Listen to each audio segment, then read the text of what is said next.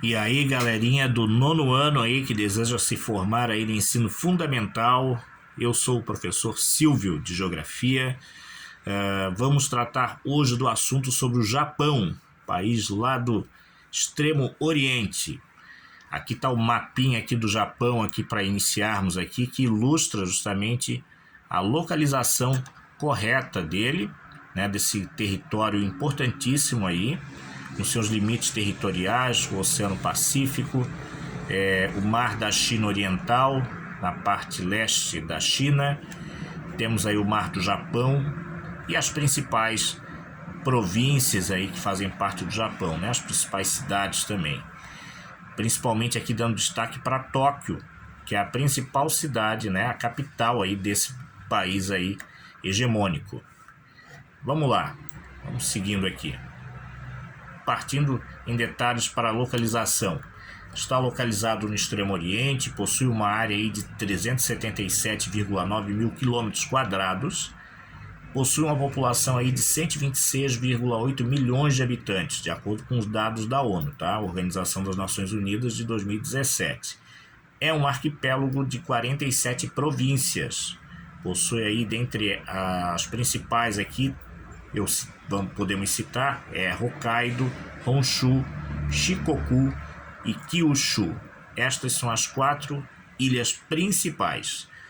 Lembrando que arquipélago é um conjunto de ilhas. Não vão esquecer, hein, galera? A moeda é o iene, a capital é a cidade de Tóquio e a língua oficial é o japonês. Seguindo, nós temos aí um mapa aqui que mostra, né, evidencia as principais cidades aí do Japão, só que com mais detalhes, porque mostra aí as principais províncias também, tá? Relevo do Japão. A maior parte do relevo do país ele é caracterizado aí por dobramentos modernos, né? Um relevo bem alto e intensa atividade vulcânica. Devido à localização geológica no encontro das placas tectônicas, o Japão sofre com terremotos e atividade vulcânica, né? Justamente por quê? Porque nós temos aí que o Japão está bem próximo, né? Fica bem localizado em cima da placa do Pacífico. E essa placa do Pacífico ela é enorme em termos de extensão territorial. Basta dizer para vocês que vai aí desde o hemisfério norte, essa parte aí próxima aí do Japão, até o extremo sul do hemisfério sul, né? Então pega vários países, não só aí do extremo oriente, mas também até mesmo da América do Sul também. No que diz respeito à parte, né, do próprio Oceano Pacífico.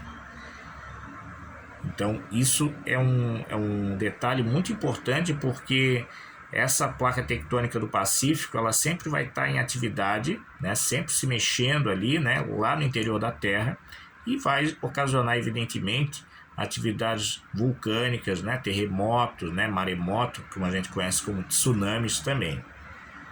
Em relação ao clima, o Japão está localizado ao norte do Trópico de Câncer, apresentando climas frio em Hokkaido, temperado oceânico em Honshu, subtropical em Shikoku e tropical em Kyushu.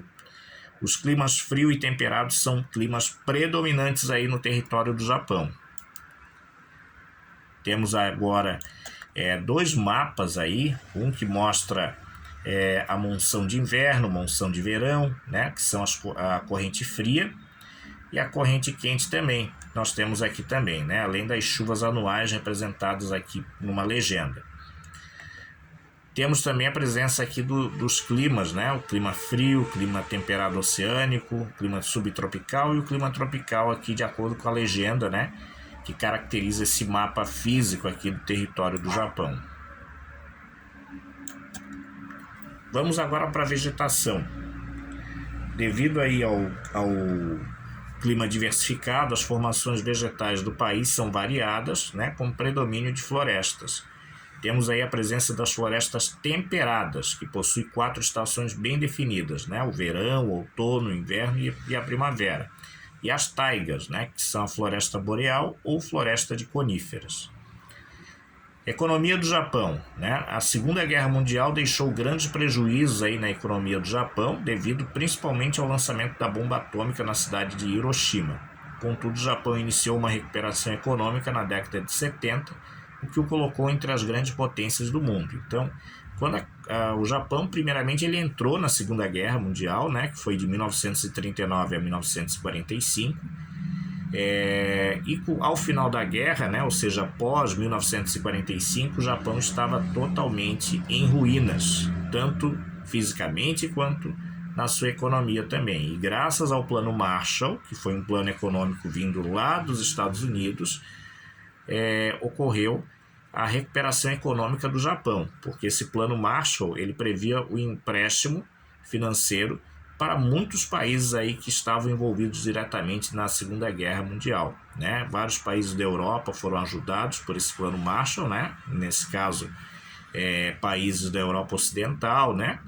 Como a Inglaterra, né? França. Vários países aí foram ajudados com esse Plano Marshall, né? Inclusive a Alemanha também, tá? A título de empréstimo, né? Portugal, Espanha, então todos esses países aí foram ajudados a título de empréstimo financeiro. E o mesmo ocorreu também com outros países também do lado asiático, né? Como o Japão. O Japão começou a se recuperar a partir dos anos 70, né? Principalmente foi esse período aí que o Japão começou a investir fortemente na área da educação também, para poder inserir uma mão de obra altamente qualificada, disciplinada no mercado de trabalho, né? Fazendo com que ela se tornasse também um mercado consumidor, o que na geografia a gente chama como população economicamente ativa, né? Ou seja, a galera que tem emprego, tem salário e pode comprar aquilo que quiser.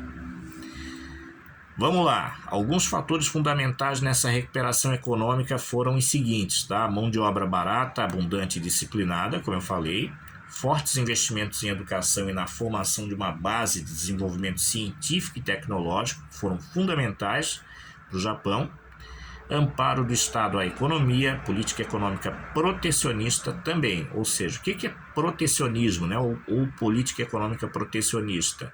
É quando um determinado país ele sobretaxa produtos vindos de outros países em prol dos seus próprios produtos que são produzidos por ele próprio, né? Para fazer com que a população não consuma produtos importados, mas sim os produtos que são fabricados no seu próprio país. Isso é uma tática muito comum hoje em dia também, tá?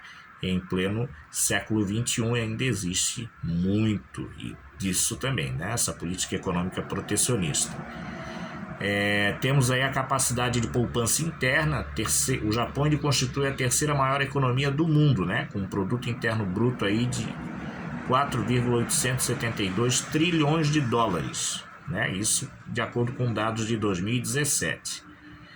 O Japão é sede de empresas multinacionais, também conhecidas como empresas mundiais ou transnacionais de tecnologia, como por exemplo Toyota, Mitsubishi, Honda, Hitachi, Sony, Canon e a Toshiba, né? Que é muito famosa também, principalmente pela fabricação de TVs de tela plana. As inovações tecnológicas proporcionaram crescimento no mercado interno. Exemplo são os robôs domésticos fabricados pela empresa japonesa Toyota. Além desses fatores, também contribuiu para o desenvolvimento econômico do Japão a ajuda financeira dos Estados Unidos, né, por meio do Plano Marshall. O Japão adotou uma agressiva política de exportação, com preços competitivos, resultado do desenvolvimento de inovações tecnológicas na produção, né? Conquistou grandes mercados, não só asiáticos, mas também norte-americanos e europeus. Então, toda a posição, a localização geográfica do Japão favorece a constituição de vários parceiros comerciais aí que o Japão tem, não só no âmbito da Ásia, né, por ter saída para o oceano, né? Temos aí o Japão também tendo saída para o Oceano Pacífico, podendo ter a oportunidade de comercializar com os Estados Unidos, né, Canadá principalmente também, e com outros países aí da própria América Latina também, né? E é claro, a saída que eles têm por meio do Canal do Panamá, que fica lá na América Central, onde eles podem sair por ali e comercializar também com os países da Europa ocidental, aí principalmente nesse caso, os países que fazem parte da União Europeia, né, que aliás é um importante bloco econômico, né. E aí também o que nós temos? Nós temos também o seguinte, vamos lá. Além disso, o Japão investiu maciçamente na atividade mineradora fora do seu território, garantindo aí o suprimento de matérias-primas importantes, combustíveis, produtos têxteis, alimentos, né, constituindo aí 90%, né, a indústria de alimentos. E estimulou a pesquisa científica e tecnológica, tornando-se líder em inovações tecnológicas, como é o caso da indústria da robótica. O Japão ele possui um parque industrial localizado no litoral do país. Tem as principais indústrias também, que são as indústrias automotiva, eletroeletrônica, siderúrgica, construção naval, a indústria química, a indústria da informática, biotecnologia, a nanotecnologia, que é muito falado hoje em dia também, né? E energias renováveis também, né? Até porque o Japão é um país que tem uma grande consciência ambiental. É um dos países no mundo, né? Infelizmente são poucos os países no mundo que têm uma consciência ambiental muito forte, né? E o Japão é um exemplo desses países também. Tá? Agora vamos para a megalópole mais populosa do mundo, né? Primeiro, conhecendo o chamado toyotismo, né, dentro do Japão. É um sistema de produção industrial flexível ajustado à demanda do mercado. A produção é somente do necessário, né, evitando o máximo excedente, né, mantendo aí o controle de matérias-primas. Então o Japão ele é um país tão disciplinado que ele realmente ele consegue produzir só o necessário para atender a sua demanda, né? Dentro daquilo que é produzido, né? Dentro daquele conjunto, né, de produtos que são produzidos. Além, é claro, que fica aí um grande detalhe importante, né? O Japão ele tem uma economia muito diversificada e isso também o torna, né, uma grande nação como ele é até hoje, né? Então, quanto mais diversificada for a economia, desempenhando várias atividades dentro da economia, mais entrada de capitais dentro daquele país e melhor ele se torna também, né? Sob o ponto de vista econômico. O uso de pesquisas de mercado para adaptar os produtos às exigências, dos clientes. Tá? Então, o Japão ele utiliza muito empresas de mercado, né, que fazem pesquisas de mercado para poder ver quais são as reais necessidades que os clientes eles têm, né, para poder fabricar produtos adaptados às reais necessidades dos clientes. Não adianta fabricar um produto que não atende em nada, né, em relação às necessidades que as pessoas têm no seu próprio dia a dia. Então o Japão ele tem muitas empresas lá que tem essa responsabilidade, né, de poder entrevistar as pessoas e até mesmo utilizando da própria tecnologia, né, de redes sociais para poder captar clientes e poder dessa forma também identificar quais são as reais necessidades, né, que as pessoas têm hoje em dia, né, para poder fazer uso de produtos adaptados às suas realidades, né. Setor primário. Setor agrícola é fraco, tá? Com somente 11% do território japonês adequado ao cultivo, ou seja, o território japonês não é muito adequado ao setor primário da economia. Temos aí a produção de chá e arroz, que são os principais produtos agrícolas, né? O Japão conta com uma grande área marítima, é um dos maiores fornecedores de produtos da pesca. Exemplo, a pesca de atum rabilho, que é um atum típico do território japonês, só tem lá. Temos aí também a megalópole de Tokaido, agora sim, que abrange as metrópoles de Tóquio até Osaka. Fica aí localizado aí no sudeste do Japão. Abriga quase 80% da população japonesa.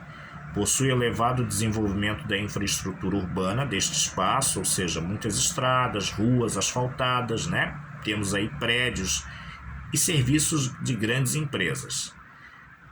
Quanto à urbanização, destaque aí para a capital Tóquio, com aumento da industrialização após a Segunda Guerra Mundial, aumento das sedes de empresas de tecnologia e da remuneração salarial. Claro, se tem aí um forte investimento na área da educação, com a finalidade de poder oferecer uma recolocação profissional né? Ou seja, uma inserção dessa mão de obra qualificada no mercado de trabalho, que vai ter também como consequência o aumento também de forma gradual da remuneração salarial dessa mão de obra qualificada, né? Isso é muito importante porque o Japão ele tem sempre essa visão de poder fazer com que possa se fazer de tudo, né, por meio da educação, para que a mão de obra qualificada possa resultar num grande mercado consumidor. Isso é muito importante, muito interessante também. Melhor qualidade de vida e aumento do mercado consumidor. Exemplo, a cidade de Nagoya, que fica lá no Japão também. Quanto agora à população, né? Temos aí cerca de 126 milhões de habitantes, tá? Isso segundo dados de 2017. Concentração de pessoas no litoral devido ao relevo montanhoso presente no interior do país. O Japão é a 19ª, possui o maior IDH, né? Na colocação aí de 19º maior IDH, que é o Índice de Desenvolvimento Humano do Mundo, segundo dados de 2017. Zero analfabetismo, né? E expectativa de vida aí que gira em torno de 83,98 anos, segundo dados de 2016. Além disso, a taxa de fecundidade aí do Japão gira em torno aí de 1,44 filhos por mulher, tá? Em média seria de 1 a 2 filhos aí por mulher, tá? Só um dado aí para a gente poder ter mais ou menos uma noção. Crescimento vegetativo é negativo, né? A população vem diminuindo devido às baixas taxas de natalidade. Então, cada vez mais, com o passar do tempo, né, dos anos, né, das décadas, as famílias no Japão estão tendo, né, poucos filhos. Isso é um fenômeno mundial, não é só do Japão não, tá? Até mesmo no Brasil esse fenômeno já vem ocorrendo já há algum tempo, né? Principalmente ao final dos anos 90 e início dos anos 2000. É um fenômeno mundial, né, de redução da taxa de natalidade. E, é claro, envelhecimento populacional, né? Nós temos aí também como consequência disso um maior número de idosos e aposentados, né? E poucos jovens, né? Então temos aí um elevado número de pessoas idosas, adultas, e baixo número de crianças e baixo número de jovens também, tá? Então é isso aí, galera. Essa é a nossa aula aí sobre o Japão. Agradeço muito a paciência de vocês por terem ficado aí assistindo todo esse vídeo super bacana que trata de uma forma bem simples todas as características naturais e humanas deste país conhecido como Japão. Forte abraço, galera. Não esquece de dar aquele like que vale ouro. Se inscreva no nosso canal da Geografia e também compartilhe e comente também, que é muito importante. Principalmente a sua opinião vale muito, vale ouro também, tanto quanto o seu like. E até mais, galera. Forte abraço aí, sucesso! Fui!